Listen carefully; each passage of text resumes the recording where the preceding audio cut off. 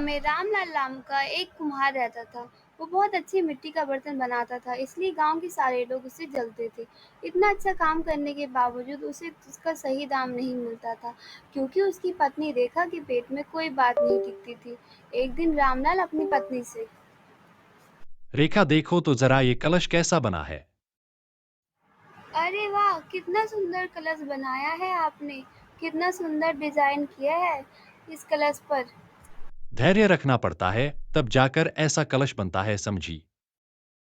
मैं क्या कह रही थी, क्या आप मुझे ऐसा कलश बनाकर दोगे?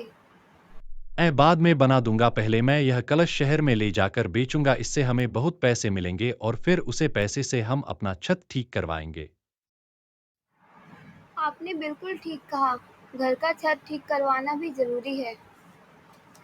एक और बात बता रहा हूँ, मैंने जो यह कलश बनाया है, ये बात किसी को भी मत बताना, तुम्हारे पेट में कोई भी बात नहीं पचती है। अरे नहीं, नहीं, ये आप क्या कह रहे हैं? मैं किसी को भी क्यों बताऊँगी भला? हाँ ठीक है, मैं बाजार से होकर आ रहा हूँ।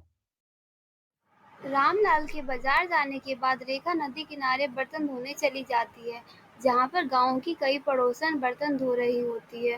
फिर रेखा अपने आप से बोलते हुए, हर चीज़ में मुझे ही सुनाते रहते हैं। सुबह-सुबह ना जाने कितनी बातें सुना दी मुझे। क्या हुआ रामलाल की पत्नी इतने गुस्से में क्यों हो? अरे गुस्सा नहीं आएगा क्या? सुबह-सुबह मुझे बिना बात के इतना कुछ सुनना पड़ा। कहते हैं मुझसे कुछ छुपाया नहीं जाता। मैं अपने घर की बात सबको बताती हूँ और भी बहुत कुछ सुनाया। बात क्या हुई ये तो बताओ ज़रा। पति ने ना बहुत सुंदर नक्शा किया हुआ कलश बनाया है। मैं क्या बताऊँ तुम्हें? ये क्या बोल रही हो तुम? नक्शा किया हुआ कलश? सच में? मैं तुम्हें ना विश्वास करके बता रही हूँ। तुम फिर ना सबको बता मत देना। इसी बात से सुबह वो मेरे ऊपर चढ़ गए थे। अगर उन्हें पता चल गया ना तो वो बहुत गुस्सा हो जाएंगे। रेखा बर्तन धोकर वहाँ से चली जाती है। फिर अगले दिन ही गांव के बड़े मालिक रामलाल के घर आते हैं अपने नौकर शंभू के साथ और बोलते हैं, अरे वाह मालिक, आप यहाँ, क्या सौभाग्य है मेरे। रामलाल, मैंने सुना है कि तुमने बहुत सुंदर कलश बनाया है। दिखाओ तो मुझे वो कलश कैसा है। वो नहीं, मैंने मतलब मैंने वो। क्या मैं लगा रखा है? जा जल्दी लेकर आ, कलश में देखना चाहता हूँ। अच्छा बड़े मालिक, जाता हूँ, अभी लेकर आता हूँ। वह कितना सुंदर कलश है। मैं भी ऐसे ही एक सुंदर कलश की तलाश में था। और सुनो, तुम मुझे ये कलश दे दो, मैं इसको लेकर जाता हूँ। ठीक है मालिक, मैं आपको यह कलश दे दूंगा, लेकिन इसके आपको 500 रुपए देने होंगे। तेरी इतनी हिम्मत, तू मुझसे पैसे मांगे? दे दे अब मुझे ये कलश। मैं तुझे अब एक पाई भी नहीं दूंगा, नहीं तो तेरे घर के सारे कलश तोड़ दूंगा। अब मैं क्या बोलूंगा आपके आगे, बड़े मालिक, आप तो बड़े मालिक होना, ले जाइए आप ये कलश। अब की ना तूने अकलमंदी की बात। रामलाल दुखी होकर बड़े मालिक को वो कलश दे देता है और फिर अपनी पत्नी के पास जाकर पूछता है, ये बात बड़े मालिक को कैसे पता चली? मैं तुम्हें बार बार मना किया था कि मेरे काम की बात तुम किसी को मत बताया करो, लेकिन तुम मानती कहाँ हो। मैंने किसी को भी नहीं कहा। हाँ, लेकिन उस दिन तालाब के पास अपनी पड़ोसन गीता बैठी हुई थी, उसी से कहा था बस। तुम्हारे पेट में एक भी बात नहीं पचती, मैं क्या कहूँ तुमको, है ऊपर वाले, अब मैं क्या करूंगा। इतना बोलकर रामलाल खेत में चला जाता है और खेत का काम करने लगता है और काम करते करते बोलता है, हे ऊपर वाले, अब मैं क्या करूंगा, अब मुझे फिर से एक नया कलश बनाना पड़ेगा। रामलाल खेत की खुदाई कर ही रहा होता है कि उसे खेत में एक सोने से भरा संदूक मिलता है। फिर रामलाल खुशी से फूले नहीं समाता और बोलता है, अरे वाह, ये तो सोने से भरा संदूक है, अरे वाह, लेकिन अगर मैं यह संदूक अभी ले जाऊंगा तो सब लोगों को पता चल जाएगा, और इतना भारी संदूक मैं अकेला इतनी दूर नहीं ले जा सकता। ओहो, अब मैं क्या करूं।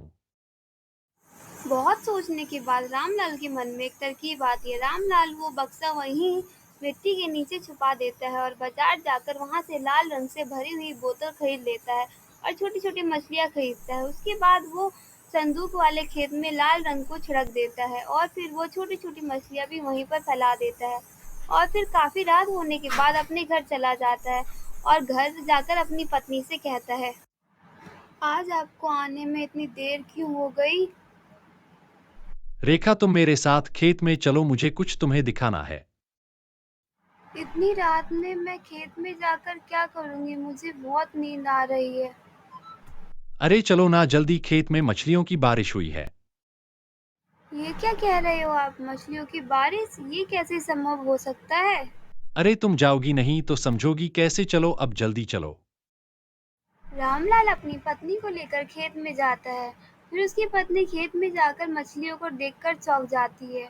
उसके बाद रामलाल से बोलती है, इतनी सारी मछलियाँ, मैं कहीं सपना तो नहीं देख रही? नहीं नहीं रेखा, तुम सपना नहीं देख रही हो, मैं इस संदूक में सारी मछलियां भर दी है। ये बहुत भारी है, इसलिए तुम्हें बुलाकर लाया हूं, इसे मेरे साथ उठाकर घर ले जाने के लिए। नहीं नहीं रामलाल मालिक, अपनी ऐसा पत्नी कुछ को नहीं है, बुद्धू मेरी बनाने रेखा के लिए पागल हो सोने गई से है। भरे सिक्के वाले संदूक के ऊपर थोड़ी सी मछलियाँ डाल देता है, रेखा के आने से पहले।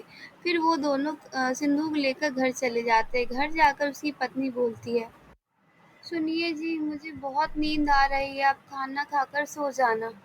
ठीक है, तुम जाओ, सो जाओ। रामलाल अपनी पत्नी के सोते ही सोने से भरे संदूक को छिपा देता है।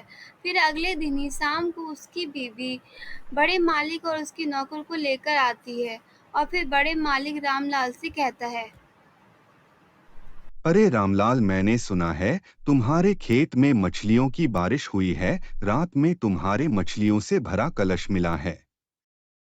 अरे नहीं नहीं बड़े मालिक, ये सब मेरी रेखा ने सपना देखा होगा। सपना नहीं, ये सच है, मैं सच कह रही हूँ। कल रात हमारे खेत में मछलियों की बारिश हुई थी। हाँ हाँ, पूरे गांव में सिर्फ तुम्हारे ही खेत में बारिश हुई, पूरे गांव में कहीं नहीं हुई। क्यों बुद्धू बना रही है? ये सब क्या कह रहे हो तुम लोग? मुझसे कुछ छिपा तो नहीं रहे हो ना? बोलो।